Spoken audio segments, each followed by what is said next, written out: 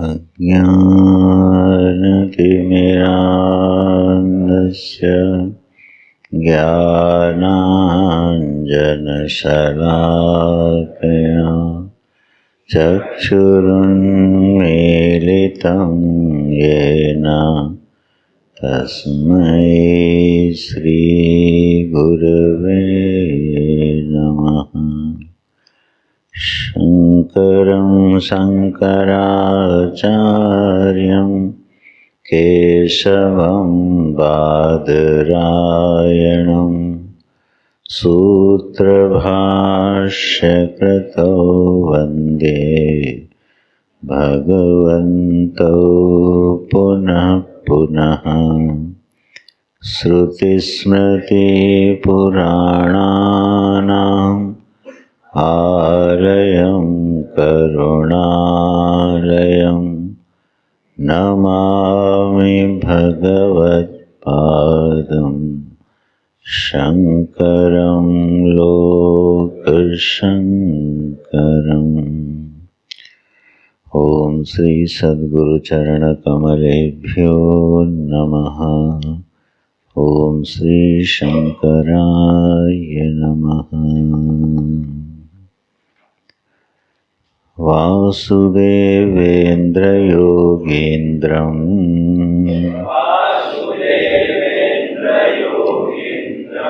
नत्वा ज्ञानप्रदं गुरुं मुमुक्षूणां हितार्थाय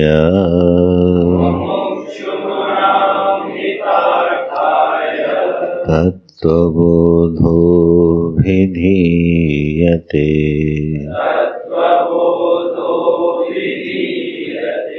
तत्त्वबोधोऽभिधीयते।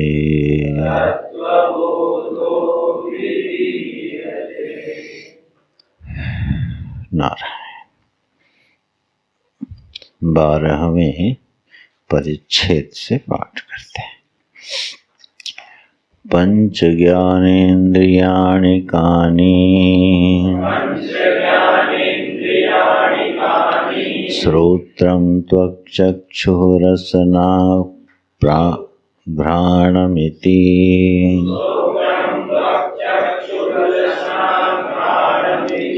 पंच ज्ञानेन्द्रियाणि श्रोत्रस्य दिग्देवता त्वचो वायुः चक्षुषः सूर्यः रसनाया वरुणः घ्राणस्याश्विनाविति ज्ञानेन्द्रियदेवताः श्रोत्रस्य विषयः शब्दग्रहणम् त्वचो विषयः स्पर्शग्रहणम् चक्षुषो विषयो रूपग्रहणम् रसनाया विषयो रसग्रहणम् घ्राणस्य विषयो गन्धग्रहणमिति कर्मेन्द्रियाणि कानि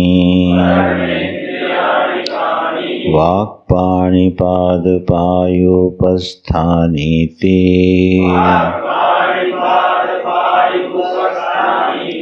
पंचकर्मेन्द्रियाणि वाचो देवता वह्निः हस्तयोरिन्द्रः पादयोर्विष्णुः पायोर्मृत्युः उपस्थस्य प्रजापतिरिति पंचकर्मेन्द्रियदेवताः वाचो विषयो भाषणम् पाणियोर्विषयो वस्तुग्रहणम् पादयोर्विषयो गमनम् पायोर्विषयो मलत्यागः उपस्थस्य विषय आनंद इति। नारायण।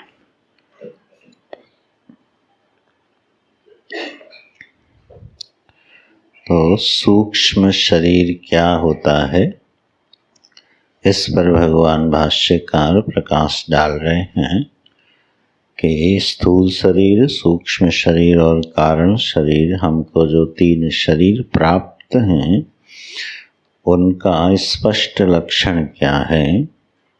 तो सूक्ष्म शरीर जो है वह अपंचीकृत जो पंच महाभूत हैं उनके सत्वांश और राजसांश से बनता है।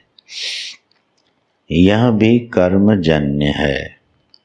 जिस मनुष्य के जैसे कर्म होते हैं तदनुरूप उन्हीं संस्कारों वाला उसको सूक्ष्म शरीर प्राप्त होता है। तो यह भी कर्मजन्य है।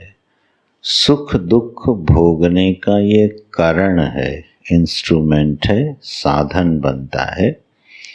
और इसके 17 अवयव होते हैं, पंच ज्ञानेन्द्रिय, पंच कर्मेंद्रिय, पंच प्राण, मन और बुद्धि। इस तरह ये 17 अवयवों वाला सूक्ष्म शरीर होता है। इस सूक्ष्म शरीर की जो उपलब्धि है वह उपलब्धि हमको अंतःकरण के रूप में होती है। फिर वह अंतःकरण क्रियाशील जब होता है तब वह इंद्रिय आदि का प्रेरक बनता है और वह स्थूल शरीर को संचालित करती हैं। यह जो स्थूल शरीर है यह तो एक पिंड मात्र है। इसका जो नियामक है, इसका जो संचालक है वह अंतःकरण होता है। अंतःकरण के अनुसार ही इस शरीर की चेष्टाएं होती हैं। तो यह वह स्थान है जहाँ पर बैठ करके जीव अपने अंतःकरण रूपी करण के साथ इस बाह्य करण को प्रयोग में लाता है। तो यह एक विज्ञान है इस शरीरों का कि यह सब गतिविधियां कैसे संचालित होती हैं।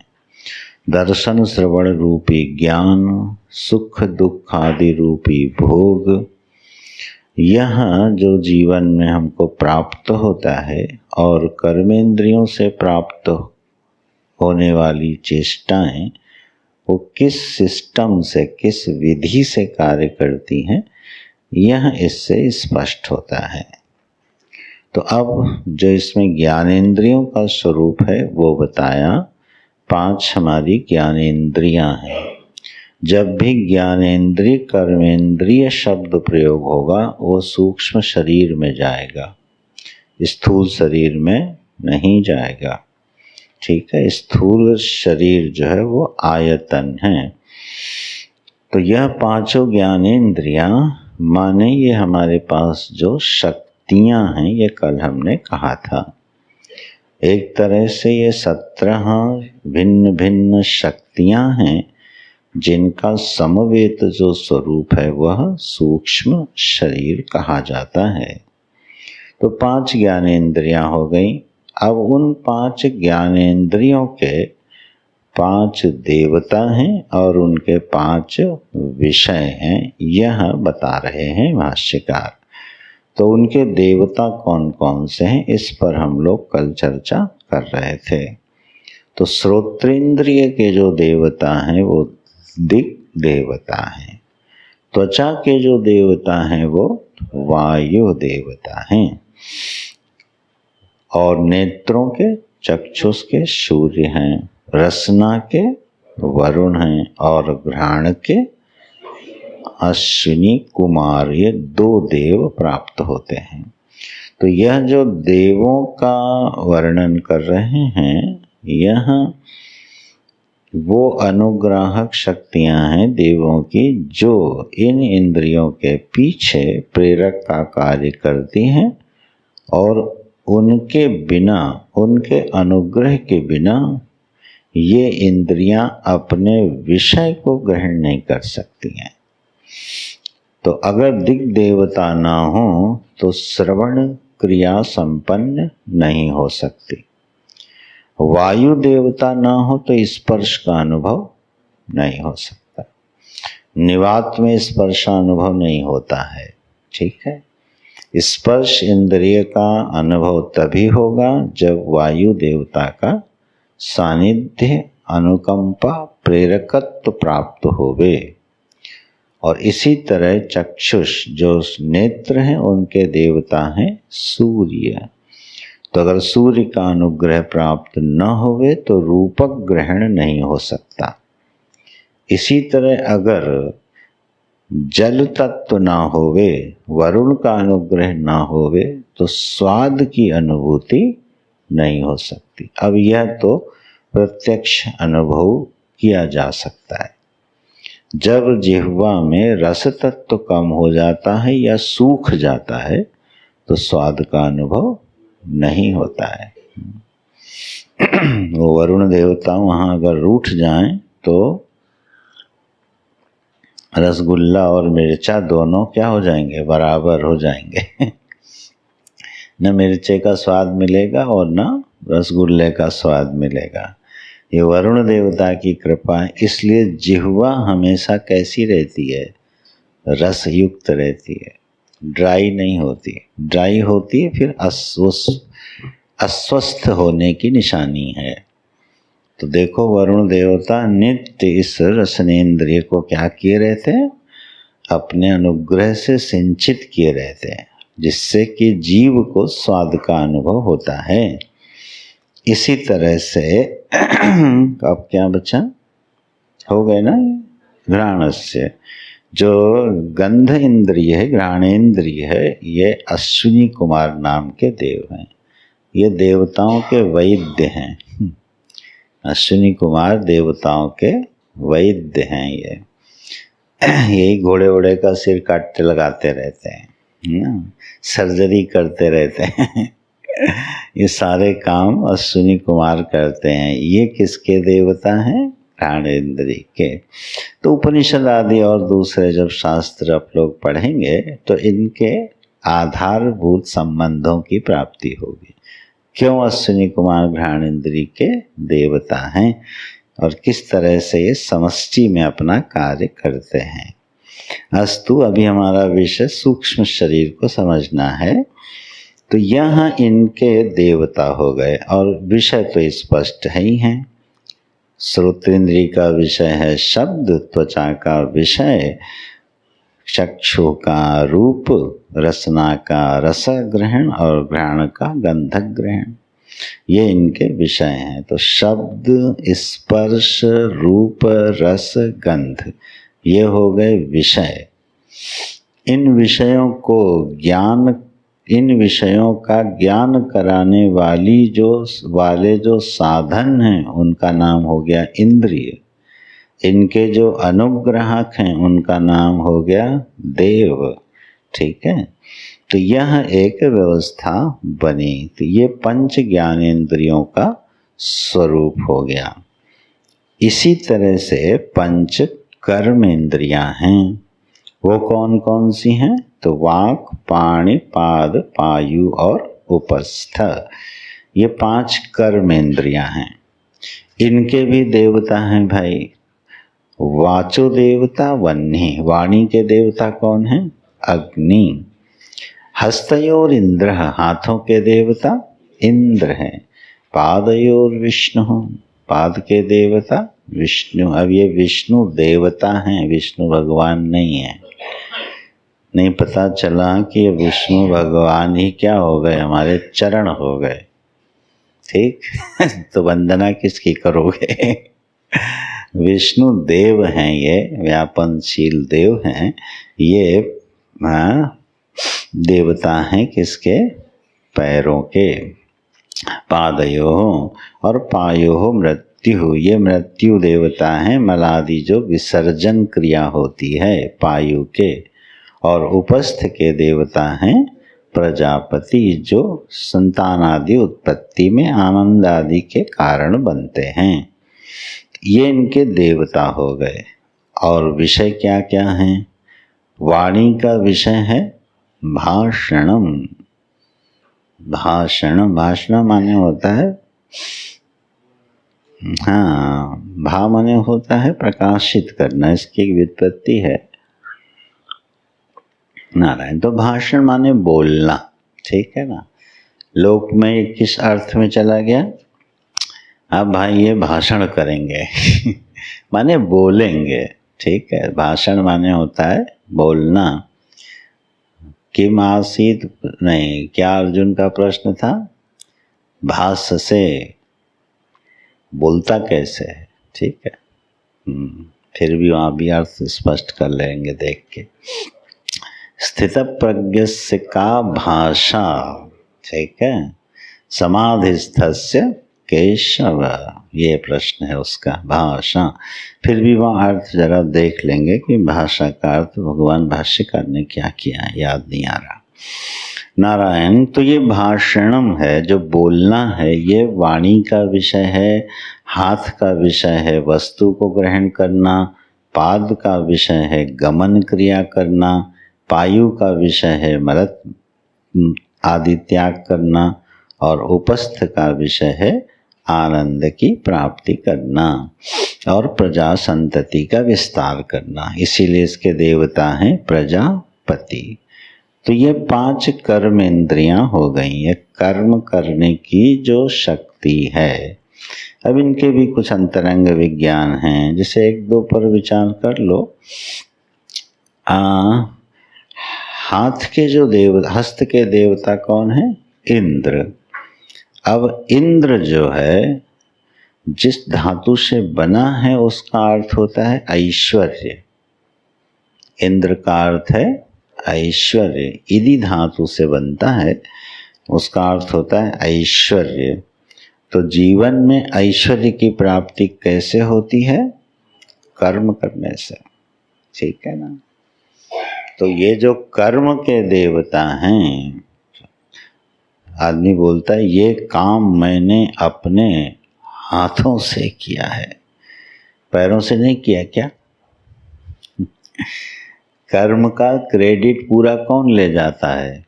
हाँ, ये काम मैंने अपने, ये कोई नहीं कहेगा ये काम मैंने अपने पैरों से किया है, हाथ से किया है।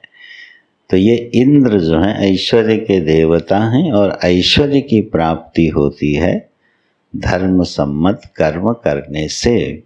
इसलिए यह इंद्र के अनुग्रह से ऐश्वर्य की प्राप्ति होती है।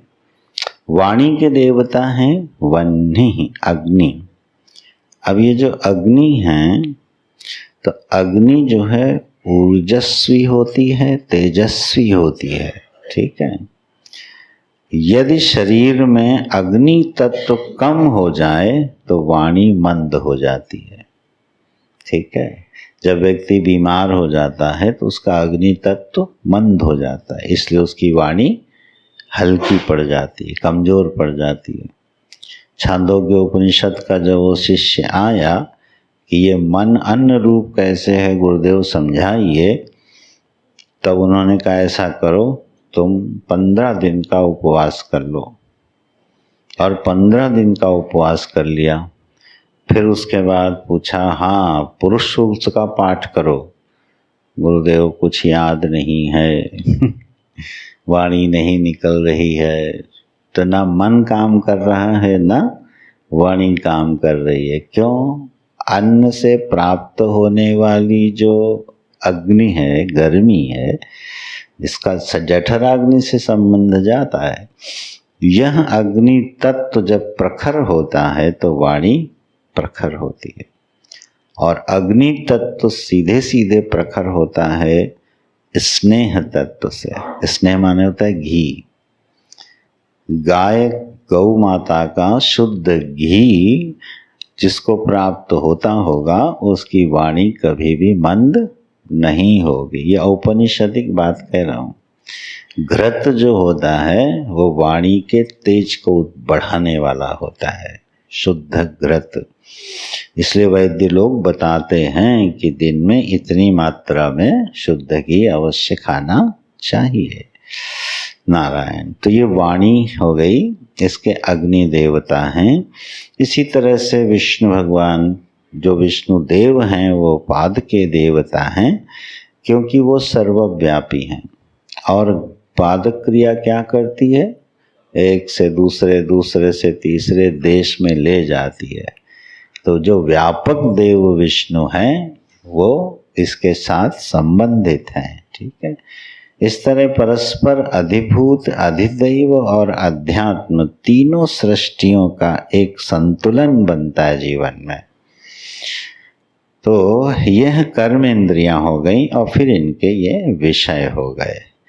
तो 5 कर्मेंद्रियां और 5 ज्ञानेंद्रियां, करने और जानने की शक्ति।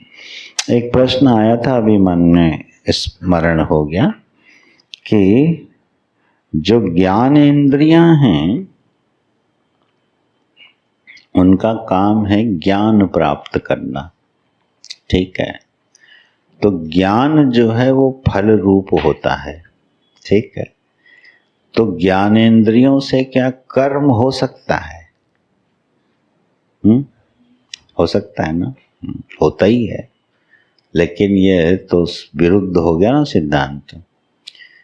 कर्मेंद्रियां 5 हैं जो कर्म करती हैं, ज्ञानेंद्रियां क्या करती हैं? विषय का ज्ञान प्राप्त करती हैं। तो ज्ञान जो है वो हमेशा फल रूप होता है। ठीक है। जैसे सुख या दुख है, यही 2 फल हैं, तो ये ज्ञान रूप है कि नहीं है? ज्ञान रूप माने बोध रूप। सुख का बोध ना होवे तो सुख का अनुभव होगा, दुख का बोध ना होवे तो दुख का अनुभव होगा? नहीं होगा। बोध ही फल है। जितने मनुष्य कर्म करता है उसका फल क्या है? बोध। और वह बोध अनुकूल प्रतिकूल होकर सुख दुख रूपी फल का अनुभव कराता है। ठीक। तो ज्ञानेंद्रियां जो हैं वो ज्ञान दे रही हैं विषय को, तो इसमें कर्म क्या हो गया फिर? अब नेत्र है, नेत्र ने रूप का दर्शन किया, तो दर्शन ये फल है कि दर्शन क्रिया है? होना तो फल ही चाहिए ना। भाई आंख बंद है और हमने आंख खोली, ये ग्रंथ का दर्शन हो गया, तो इसमें क्रिया क्या हुई? ये तो फल हो गया ना। तो इसका मतलब ज्ञानेंद्रियों से क्या प्राप्त होगा? फल। तो अगर फल प्राप्त है तो दर्शन क्रिया, श्रवण क्रिया, घ्राणन क्रिया कैसे करोगे? उसमें क्रियापद क्यों जोड़ा जा रहा है? अब श्रवण फल है कि श्रवण क्रिया है? वैसे तो हम बोल रहे हैं और आप सुन रहे हैं, तो ये सुनना तो फल है ना। प्रारब्ध कर्मों के अनुसार समष्टि विधान से इस सभा मंडप में यह व्यवस्था बनी ईश्वरीय विधान से। एक व्यक्ति बोल रहा है, कुछ व्यक्ति सुन रहे हैं। तो बोलने वाले का तो आप कर्म मान सकते हो, क्योंकि वाणी क्या है? कर्मेंद्रिय है। लेकिन सुनने वाला, यह आपका फल है या आप श्रवण क्रिया कर रहे हो? सोचो, है ना। अब अगर हम कहें फल है तो ये भी पूरा सच नहीं होगा। क्यों? क्रिया क्यों होगी? क्रिया का इसमें लक्षण क्या घट रहा है? क्रिया करने वाला कर्ता होता है, कर्ता के बिना क्रिया नहीं होती। और कर्ता का लक्षण है कर्तुम अकर्तुम अन्यथा कर्तुम। अब मैं श्रवण करूं न करूं। अब आप बैठे हो और इस समय बैठे बैठे कुछ अन्य सोचने लगो, हम बोलो हम श्रवण नहीं करेंगे, स्वतंत्र हो, ठीक है।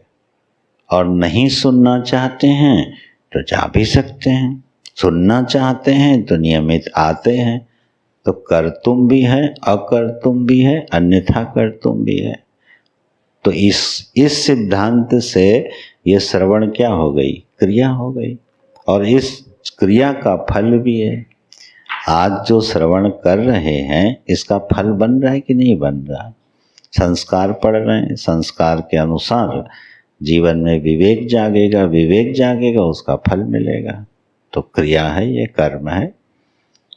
और श्रवण को फल रूप ही होना चाहिए, क्योंकि ज्ञान इंद्रिय है और ज्ञान इंद्रियों से क्रियाएं हो नहीं सकती हैं, ठीक है।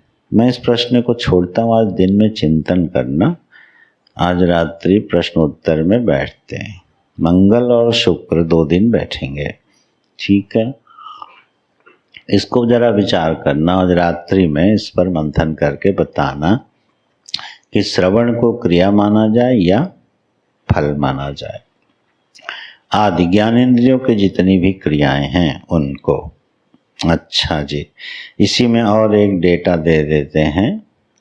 एक वस्तु तंत्र होता है, एक पुरुष तंत्र होता है। पुरुष तंत्र जो है वो कर्ता के अधीन होता है, वस्तु तंत्र कर्ता के अधीन नहीं होता। जैसे ये रसनेन्द्रिय है, स्वाद है। अब सामने हमारे एक पदार्थ रखा है, मान लो मिर्ची रखी है। अब मैं मिर्च खाऊं न खाऊं अथवा मिठाई खा लूं, ये स्वतंत्रता है कि नहीं, इसको बोलेंगे पुरुष तंत्र। ये पुरुष के अधीन है।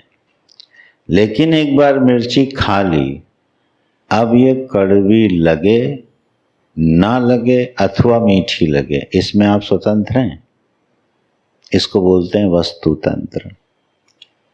एक बार मिर्ची खा ली, खाने से पहले स्वतंत्र हैं, लेकिन खाने के बाद उसका स्वाद मुझे कुछ अन्य लगे, इसमें हमारी स्वतंत्रता, इसको बोलते हैं वस्तु तंत्र।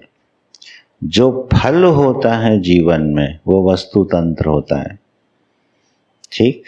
और ज्ञानेंद्रियां और उनके विषय फल हैं, ये वस्तु तंत्र हैं। सारी ज्ञानेंद्रियां वस्तु तंत्र हैं। हमने आंख खोली और हमको सामने मंदिर है, मंदिर का दर्शन होगा।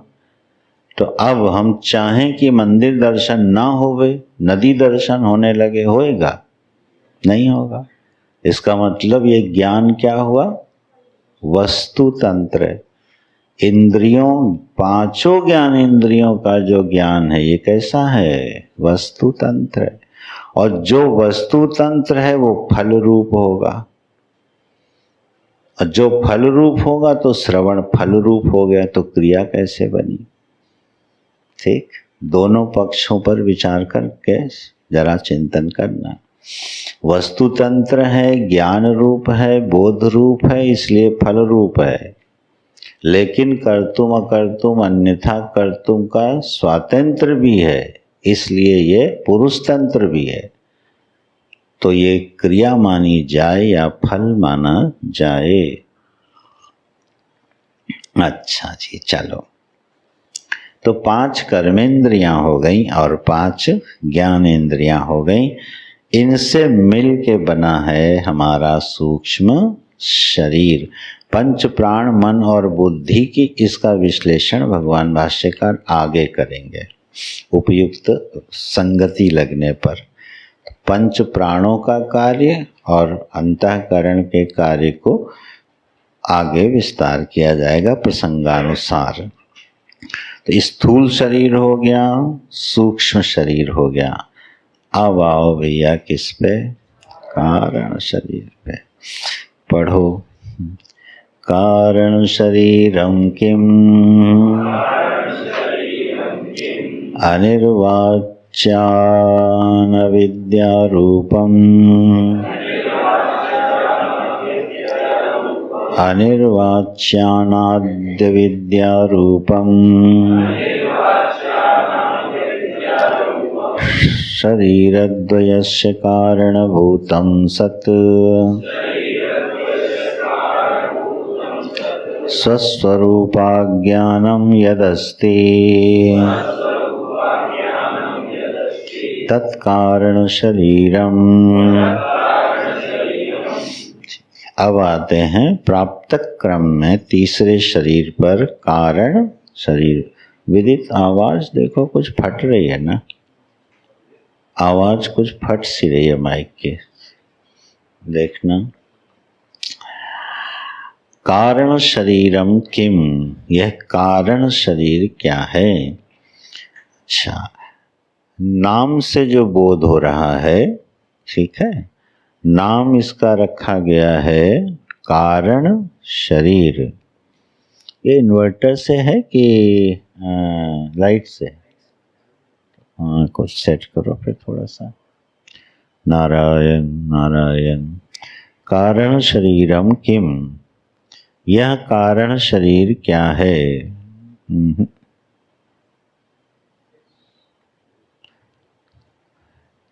यह जो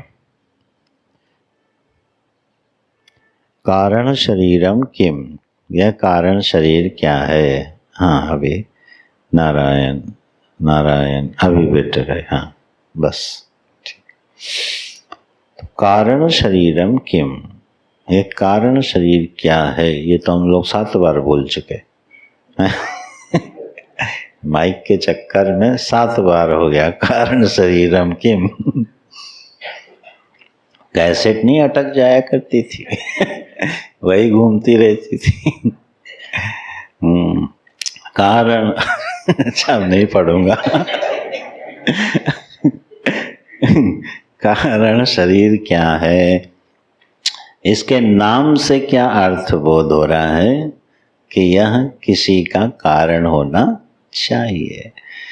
किसी का कारण है इसलिए इसका नाम पड़ा कारण शरीर। किसका कारण है तो बोलते हैं शरीरद्वयस्य कारणभूतं सत्। यह जो शरीरद्वय है, शरीरद्वय का मतलब स्थूल शरीर और सूक्ष्म शरीर, इन स्थूल सूक्ष्म शरीर का जो कारण बनता है उसके वजह से, उस निमित्त से इसको बोलते हैं कारण शरीर। फिर ये अनिर्वाच्य, ये अनिर्वाच्यान, ये अनिर्वाच्य है, अनिर्वचनीय है। और अविद्या रूपम, अविद्या रूप है। और स्वस्वरूपा ज्ञानम यदस्ति, स्वस्वरूप का अज्ञान है। ये 4 विशेषण दिए किसके, कारण शरीर के 4 लक्षण दिए। पहला लक्षण देते हैं अनिर्वाच्यान, यह अनिर्वचनीय है। अब अनिर्वचनीय किसको कहते हैं, ये बिल्कुल ध्यान से धारण करना। अनिर्वचनीय शब्द किसके लिए आता है, जो बात हमारी समझ में नहीं आई वो अनिर्वचनीय हो गई। ठीक, ये अर्थ यहाँ पर क्या अनिर्वचनीय शब्द का ये अर्थ नहीं होता है। अनिर्वचनीय जो है एक व्याख्या है, ठीक है, एक समझ का नाम है अनिर्वचन। जो बात हम किसी को नहीं समझा पाए तो क्या बोल दिए, अरे अनिर्वचनीय है, चुप रहो, इसका निर्वचन नहीं हो सकता। वो नहीं, बढ़िया कोई वेदांती होगा षड दर्शन विद तो कहेगा सिद्ध करो कि ये अनिर्वचनीय है। ठीक है, हमारे बोलने से अनिर्वचनीय नहीं हो जाएगा, बोलो सिद्ध करो ये अनिर्वचनीय है। तो अनिर्वचनीय किसको कहेंगे, जिसको है करके भी न बताया जा सके और नहीं है करके भी न बताया जा सके। जो सत्य है, ठीक, ऐसा करके भी ना बताया जा सके और नहीं है ऐसा करके भी ना बताया जा सके। तो 2 प्रकार के निर्वचन हो गए। एक निर्वचन है एक वस्तु है, अच्छा है तो किस प्रमाण से जानी जाती है बता दो, बात पूरी हो गई। और एक वस्तु नहीं है, ठीक, ये भी सिद्ध हो गया कि नहीं है। जैसे घट है, घटः अस्ति, ये घट का निर्वचन हो गया। क्या? घटः अस्ति, घट है। अब वो घट का रूप रंग आदि क्या, ये उसका विवरण हो गया, लेकिन घटः अस्ति ये निर्वचन हो गया घट के बारे में। ठीक, किस प्रमाण से देखा? बोले प्रत्यक्ष प्रमाण से देखा, प्रमाण भी हो गया, घटः अस्ति। अच्छा, घटः नास्ति ये भी एक निर्वचन है कि नहीं है? घट नहीं है ये भी एक निर्वचन है। ठीक है ना?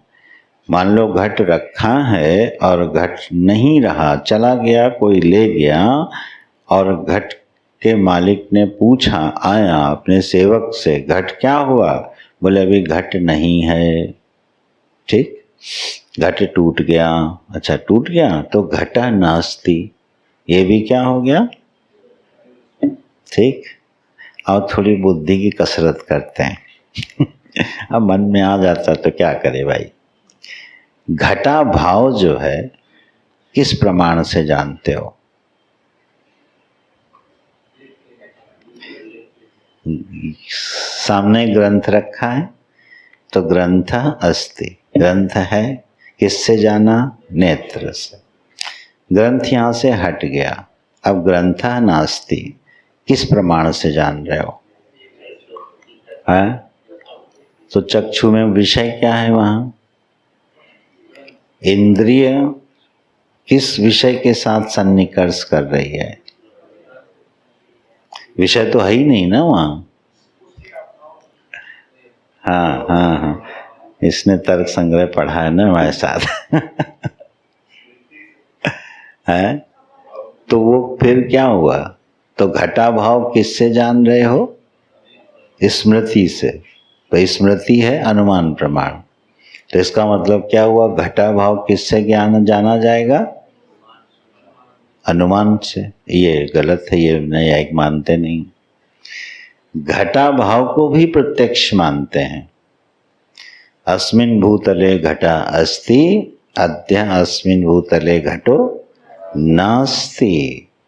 ठीक है, अभी इस वह घट इस भूमंडल पर नहीं है जो घट पहले था। यहाँ वो अभाव को प्रत्यक्ष कर रहा है कौन? चक्षु। ठीक है, और उसकी एक मीमांसा है पूरी कि कैसे अभाव को प्रत्यक्ष प्रमाण की कोटि में डाला गया है। अच्छा, अपने विषय में रहो यार। घटः नास्ति, तो किसी वस्तु का निर्वचन जो है कैसे होगा? वस्तु है और वस्तु नहीं है, दो बातें बता दो। लेकिन ये बताना पड़े यार वस्तु है भी और वस्तु नहीं भी है, इसको बोलेंगे अनिर्वचनीय। जैसे रस्सी में सर्प देखा, अब रस्सी में सर्प है? नहीं है ना, लेकिन रस्सी में सर्प नहीं है ये बात भी ठीक नहीं है, और रस्सी में सर्प है ये बात भी ठीक नहीं है। चलो मृग मरीचिका का जल ले लो, रोड पे जा रहे गर्मी के दिनों में पानी देखा, तो वहां पानी है ये बात भी सही, और पानी नहीं है ये बात भी सही नहीं है। क्यों? क्योंकि प्रत्यक्ष क्या हो रहा है? पानी। और ढूंढने गए तो क्या मिला? कुछ नहीं, सूर्य की किरण। तो जो वस्तु है भी और नहीं भी है, ऐसी वस्तु को बोलते हैं क्या? अनिर्वचनीय। जो नास्ति कोटि में भी न जाए और अस्ति कोटि में भी न जाए। तो ये कारण शरीर ऐसे ही है क्या? बोले ऐसे ही है, ये हैं भी और नहीं भी हैं। अच्छा, जो अज्ञान है, अज्ञान, इग्नोरेंस, अज्ञान, ये है कि नहीं है? है कि नहीं है? अगर आप बोलोगे है तो पूछा जाएगा प्रमाण बताओ, किस प्रमाण से जान रहे हो कि अज्ञान है? बोले मैं जानता हूं कि अज्ञान है, तो बोले जब जानते ही हो तो अज्ञान कहां से रहा? अज्ञान कभी ज्ञेय नहीं होता। जिसको आपने जान ही लिया तो अज्ञान कहाँ रहा? ठीक है, अज्ञान है ये किस प्रमाण? बोले किसी प्रमाण से सिद्ध नहीं होता ये। तो बोलो नहीं है, बोले नहीं है इसलिए नहीं कह सकते, उसका कार्य प्रत्यक्ष है। अज्ञान का कार्य क्या है? बंधन में डालना, सुखी करना और दुखी करना। तो सुखी हम हो रहे हैं, दुखी हम हो रहे हैं। ये किसका कार्य है? अज्ञान का। तो कार्य प्रत्यक्ष है और अज्ञान का पता नहीं है। तो नहीं है ऐसा भी नहीं कह सकते, क्योंकि कार्य बिल्कुल प्रत्यक्ष है। और है तो किसी प्रमाण से सिद्ध नहीं हो रहा। ठीक, तो वो बात बनी। मृग मरीचिका के लिए प्रमाण ढूंढने जाओ तो मिलेगा नहीं।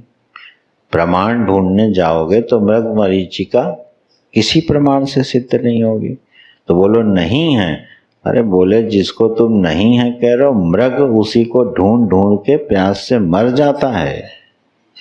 मर जाता है कि नहीं मर जाता? मृग, प्यासा मृग, मृग मरीचिका में तो पानी की तलाश में खोज के मर जाता है। सारे जीवों का यही हाल है। संसार में सुख है? नहीं है, लेकिन दिख रहा है कि नहीं दिख रहा? अगर न दिख रहा होता तो सारे जीव धावंती तत्रैव धावंती। सारे जीव किसके पीछे भाग रहे हैं? सुख पीछे। सुख माने विषय के पीछे। इस विषय से सुख मिलेगा, उस विषय से सुख मिलेगा। तो सुख के पीछे दौड़ है कि नहीं है? किस सुख के पीछे? जो वहां नहीं है, जो सुख वहां पर नहीं है, उस सुख के पीछे पूरा संसार मरा जा रहा है। तो कितना बड़ा प्रभाव है उसका। किसका? जो नहीं है।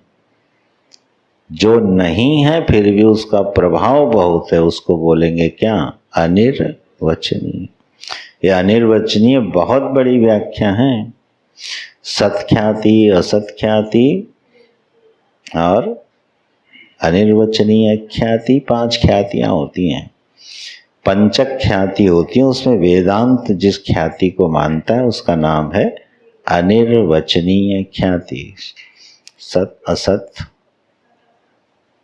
अच्छा, अनभ्यासे विषम विद्या। नारायण। तो यह अनिर्वाच्यान, ये पहला लक्षण दिया किसका? कारण शरीर का। तो यह कारण शरीर जिसमें पूरे दोनों शरीरों का बीज विद्यमान रहता है, लेकिन वह स्वयं किसी प्रमाण का विषय नहीं बनता है। इसी पर एक अनुसंधान और कर लो। अहम, जो मैं है, मैं अहम, ठीक है, ये अहम है कि नहीं है? यह अहम जिसका हमको अभी अनुभव हो रहा है, मैं हूं, ठीक है, ये सत है कि असत है? सत है। ठीक, जो सत होगा वो बाधित नहीं होगा। मैं हूं ये ज्ञान से क्या हो जाता है? बाधित हो जाता है। जो ज्ञान से बाधित हो गया वो वहां था नहीं। रस्सी में जो सर्प दिखा वो किससे बाधित होता है? रज्जू के ज्ञान से। तो जो ज्ञान मात्र से बाधित हो जाए वो वहां पर थी नहीं। जो क्रिया से बाधित होगी वो वहां पर थी।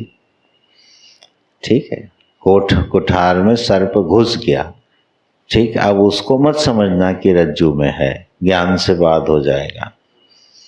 वो डंडा लेके ही जाने से, दूध पिलाने से ही बाहर होगा। उसके लिए क्या करना पड़ेगा? क्रिया करनी पड़ेगी। क्यों? क्योंकि वहां सर्प अस्ति। वो ज्ञान मात्र से बाधित, अच्छा ये रस्सी वाला सर्प है, चलो ये रस्सी है, ज्ञान हो गया और चले गए, तो असली ज्ञान हो जाएगा। जो क्रिया साध्य निवर्तकत्व है, जो क्रिया से हटेगा, ठीक है ना, वो ज्ञान से बाधित नहीं होता। अहम मैं हूं, ये किसी क्रिया से हटता है क्या? किसी भी क्रिया से हटेगा? हट ही नहीं सकता। क्यों? क्योंकि ज्ञानाबाधित है। जैसे ही परब्रह्म सत्ता के यथार्थ का अनुभव होगा, याथात्म्य का अनुभव होगा, मैं एक व्यक्ति हूं, ये ज्ञान क्या हो जाएगा? बाधित हो जाएगा, क्योंकि ये ज्ञान वास्तव में है नहीं। तो अहम जो है क्या हो गया? अनिर्वचनीय हो गया। ठीक। तो जो वस्तु नहीं होती है फिर भी प्रतीत होती है, वही अनिर्वचनीय होती है। जो क्रिया साध्य है वो अनिर्वचनीय नहीं है। तो अस्तु यह कारण शरीर क्या है? इसीलिए आगे भाष्यकार ने लिखा है अविद्या रूपम। पहला शब्द दिया अनिर्वाच्यम, दूसरा क्या दिया? अविद्या रूपम। क्योंकि अविद्या अज्ञान ही अनिर्वचनीय होता है। अगर ये अज्ञान रूप नहीं होता तो कभी भी अनिर्वचनीय नहीं हो सकता था, कभी नहीं हो सकता था। इस पर खूब विचार करना, रस ले लेके। ये पृथ्वी है कि नहीं है? पृथ्वी है कि नहीं है? वेदांत कहेगा नहीं है। अब तर्कों को काट के बताना। ठीक है, बोले कहा सुबह सुबह जिस पृथ्वी पर रह रहे हैं, जिसकी वंदना प्रणाम करते हैं, उसी को सिद्ध करने चल दिए क्या? नहीं है। लेकिन तत्व की दृष्टि से पृथ्वी नहीं है। ये ज्ञानाबाधित हो जाती है भैया। ठीक है, हाँ, ये तत्व ज्ञान से इसकी इस प्रमा का बाध हो जाता है। क्या बाध हो जाता है? पृथ्वी ज्ञान का बाध हो करके सत्ता का ज्ञान हो जाता है। यहाँ सत्ता ही पृथ्वी के रूप में क्या है? आविर्भूत हो रही है। ठीक है, पृथ्वी है एक दृष्टि है, फिर पृथ्वी माता है ये दूसरी दृष्टि है, पृथ्वी सत्ता के ऊपर अध्यस्त है ये तीसरी दृष्टि है। ठीक, इसलिए वो बाध हो जाती है।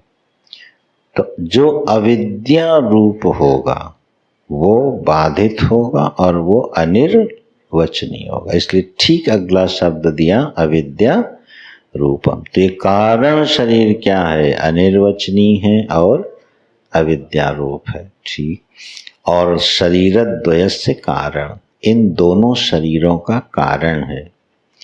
यह जो हमारा स्थूल शरीर है और सूक्ष्म शरीर है, इसका कारण क्या है? अभी अभी भाष्यकार ने क्या बताया था? स्थूल शरीर का कारण है पंचीकृत पंच महाभूतईकृतम उपादान कारण और प्रारब्ध जन्यम निमित्त कारण। ठीक है, और यही सूक्ष्म शरीर के लिए कहा कर्म जन्यम। तो स्थूल शरीर और सूक्ष्म शरीर का कारण क्या हुआ? पंच महाभूत और कर्म। अब यहाँ क्या कह रहे हैं? शरीरद्वय का कारण कौन है? कारण शरीर। ठीक है, तो अपनी बात को अभी अगले परिच्छेद में खंडित कर रहे हैं कि नहीं कर रहे हैं? खंडित नहीं कर रहे, थोड़ी और मीमांसा को आगे बढ़ा रहे हैं। अरे भाई, कर्म का कारण क्या है? हमारे जीवन में जो कर्म होते हैं उसका कारण क्या है?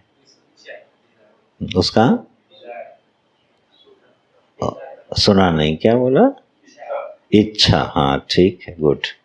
और इच्छा का कारण अविद्या। ठीक, गुड। कर्म का कारण है इच्छा और इच्छा का कारण है अविद्या। हमारे मन में इच्छा क्यों होती है? क्योंकि हमको आनंद स्वरूप परमात्मा का ज्ञान नहीं है। जब आत्मा भिन्न आनंद स्वरूप सुख स्वरूप आत्मा प्रत्येगात्म भिन्न चैतन्य है, माने मेरा वास्तविक निज स्वरूप क्या है? सुख स्वरूप है।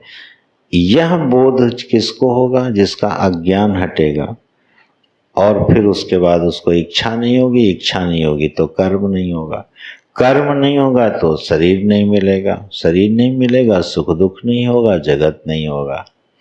ठीक, तो कारण कौन बना इन दोनों शरीरों का? अविद्या। अगर हमको स्वरूप का ज्ञान हो जाए तो इन दोनों शरीरों की कोई जरूरत नहीं रहेगी। तो वस्तुतः कारण जो इन दोनों शरीरों का है उसका नाम है अविद्या, और अविद्या का नाम ही है कारण शरीर, जो कि अनिर्वचनीय है। इसको बोलते हैं कारण शरीर। स्वस्वरूप अज्ञानम, और स्पष्ट कर देते हैं, स्वस्वरूप अज्ञानम यदस्ति, अपने स्वरूप का जो अज्ञान है वह जो अविद्या रूप है, जो अनिर्वचनीय है और दोनों शरीरों का कारण है। चारों लक्षण हो गए ना?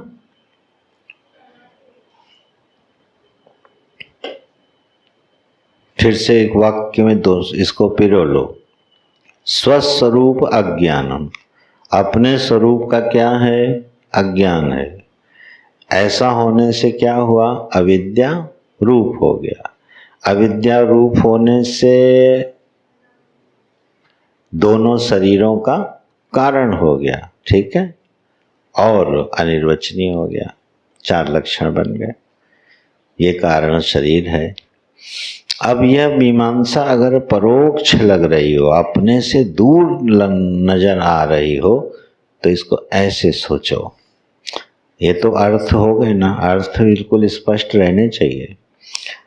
यहाँ हमसे कैसे जुड़ रहा है कारण? स्थूल शरीर सीधे जुड़ा दिख रहा है, सूक्ष्म शरीर भी समझ में आता है, मन है, बुद्धि है, सुख है, दुख है, इंद्रियां हैं, ये भी समझ में आ रहा है। ये कारण शरीर शब्द मात्र जैसे रह रहा हो मानो, जो दोनों शरीरों का कारण है, जो अनिर्वचनीय है, जहाँ स्वरूप का ज्ञान है, वो कारण शरीर है। हमारे पल्ले क्या पड़ा? जब भी एक सिद्धांत मन में बिठा लेना, जब तक किसी पद से प्राप्त होने वाले अर्थ का बोध न हो जाए तब तक उस पद का कोई मतलब नहीं होता है। जैसे कमल एक पद है, लेकिन उस पद का अर्थ क्या है? कमल नाम का पुष्प। कमल नाम का पुष्प उस पद का क्या है? अर्थ है। तो कमल बोलने से किसका बोध होना चाहिए? पुष्प का। शब्द हट जाए और अपनी वाच्य वस्तु का बोध करा जाए, ये पद की उपयोगिता है। केवल पद हो गया, अर्थ भी हो गया और वस्तु का बोध नहीं हुआ, उसको बोलते हैं रटंत विद्या। ठीक, रटंत विद्या क्या है? जहाँ पद का उच्चारण हो लेकिन अर्थ का बोध ना हो। तो पहले तो रटंत विद्या भी ठीक है, नहीं तो मीमांसा नहीं होती है। कारण शरीरम किम बता दिया, अनिर्वचनीय है, अविद्या रूप है, स्वस्वरूप का ज्ञान है, दोनों शरीरों का कारण है। ठीक, अर्थबोध क्या हुआ? अर्थबोध ऐसे लिया जा सकता है जैसे मान लो हमको कभी क्रोध आया, ठीक है, आया। क्रोध कहाँ था? स्थूल शरीर में बैठा था, सूक्ष्म शरीर में बैठा था। कहाँ था क्रोध? सूक्ष्म शरीर में तो प्रकट हुआ, ठीक है ना। सूक्ष्म शरीर में तो क्रोध आता है, प्रेम आता है, दया आती है, करुणा आती है, ये सब आ रहा है ना पीछे से। कहाँ से आ रहा है? ये सप्लाई कहाँ से है? जहां से सप्लाई आ रही है उसका नाम है कारण शरीर। बहुत जबरदस्त चीज है ये। ऑपरेशन यही होता है असली, कहाँ? कारण शरीर में। हाँ, जब हम बोलते हैं ये व्यक्ति बड़े क्रोधी स्वभाव के हैं, जैसे लक्ष्मण जी हैं, क्या है? क्रोधी। परशुराम जी 24 घंटे क्रोध में रहते थे क्या? 24 घंटे क्रोध में तो नहीं रहते थे, लेकिन निमित्त आने पर क्रोध प्रकट होता था। तो हमने क्या कहा? ये क्रोधी स्वभाव के हैं। तो स्वभाव कहाँ था उनका? जहां था उसका नाम है कारण शरीर। हमारी सारी कुंडली कहाँ पड़ी हुई है? कारण शरीर। सूक्ष्म शरीर तो ये बता देती है, भैया तुम ऐसे टाइप के आदमी हो। ठीक। बेईमानी किसी के जीवन में पड़ी हुई है, कहाँ? कारण शरीर में, और वो दब गई है, बड़े गहरे में चली गई है, लेकिन अवसर आ गया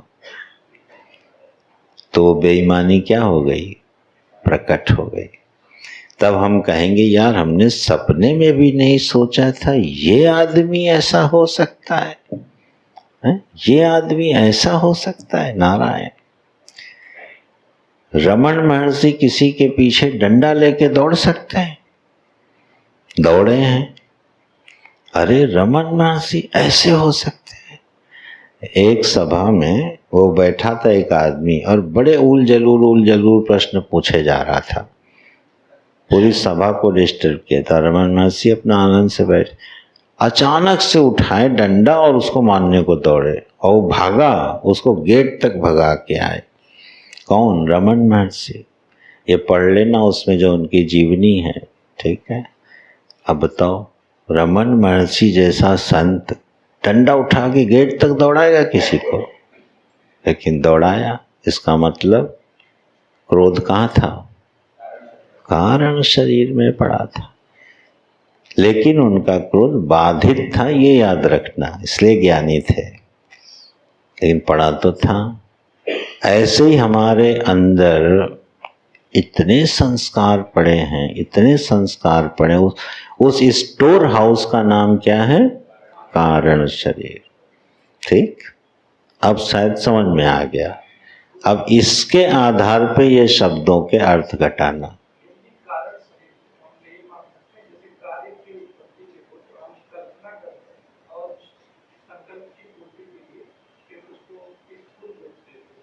हाँ, तो जो कार्य क्यों करने के लिए संकल्प करते हैं, वो संकल्प कहाँ से आ रहा है?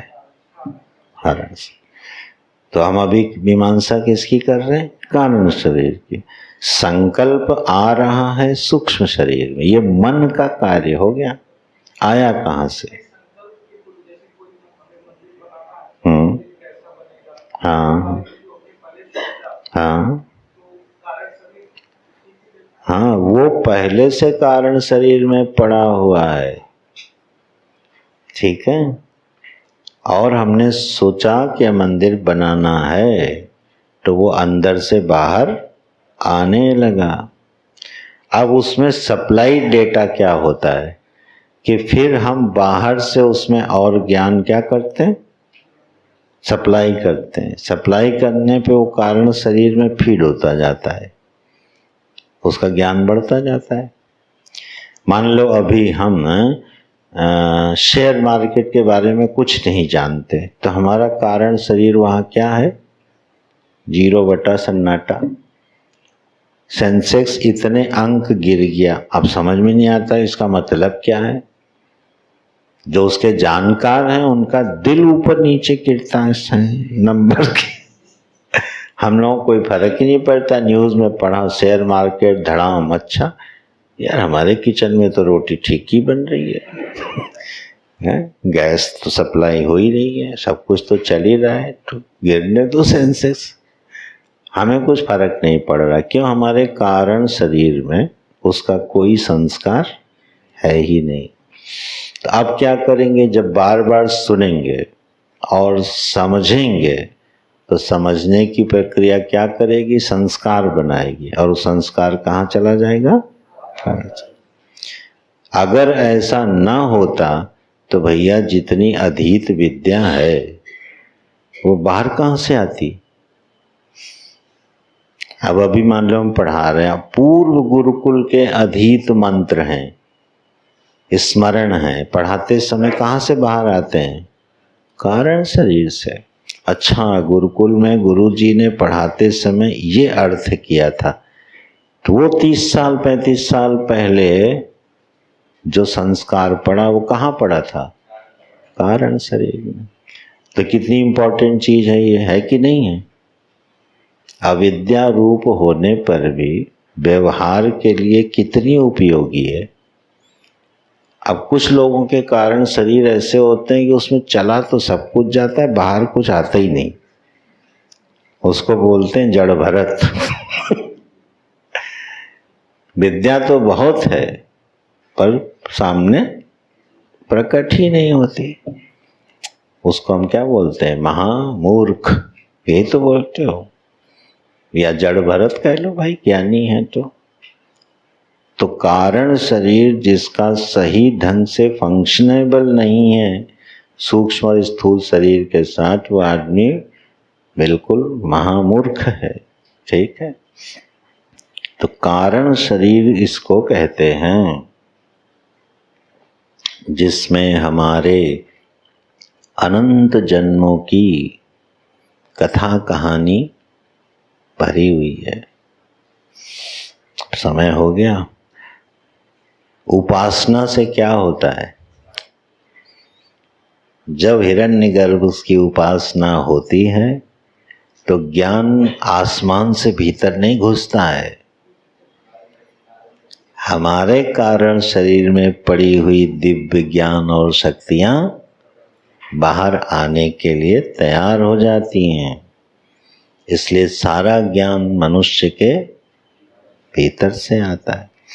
कारण शरीर विभू होकर के हिरण्य गर्भ का कारण शरीर होता है, उपासना से वो दिव्य ज्ञान प्रकट होते हैं। ठीक है, और इसी कारण शरीर में ये अविद्या रूप है, और ज्ञान से जब ये ध्वंस होता है तो सारे जन्मों की कथा मिट जाती है। ज्ञानाग्नि सर्वकर्माणि क्या है?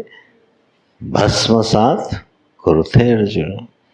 हे अर्जुन, ये ज्ञानाग्नि जिसके जीवन में आ गई वो क्या करती है? सर्वकर्माणि भस्मसात, भस्म कर देती है।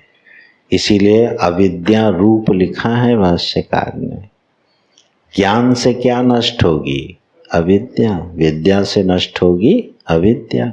अविद्या के नष्ट होने से हमारे अनंत जन्मों की कथा क्या होगी? पूरी हो जाएगी। इसलिए ज्ञान सब नष्ट कर देता है, परब्रह्म में विलीन करा देता है। ये कुछ कारण शरीर के विषय, बड़े लंबे प्रकरण हैं इनके, बहुत सारे इसके आयाम हैं, विषय हैं। तो अभी हम लोग पद के अर्थ को धारण कर लेना। स्थूल शरीर स्पष्टम, ठीक, सूक्ष्म शरीर स्पष्टम, सुख दुख के भोगने का साधन। और कुछ याद रहे न रहे, दो चीज याद रखना। सुख दुख भोगने का स्थान स्थूल शरीर, सुख दुख भोगने का साधन 17 अवयवों वाला वो हो गया सूक्ष्म, और सभी का संस्कारों का स्टोर हाउस कारण से। बस ये तीन याद रखना तो पद का अर्थ मिल जाएगा, इनका मतलब क्या होता है। तो इस तरह से 3 शरीरों की ये व्याख्याएं हो गई। फिर अब अवस्थात्रय की शुरू होगी, कल देखते हैं। नारायण ओम।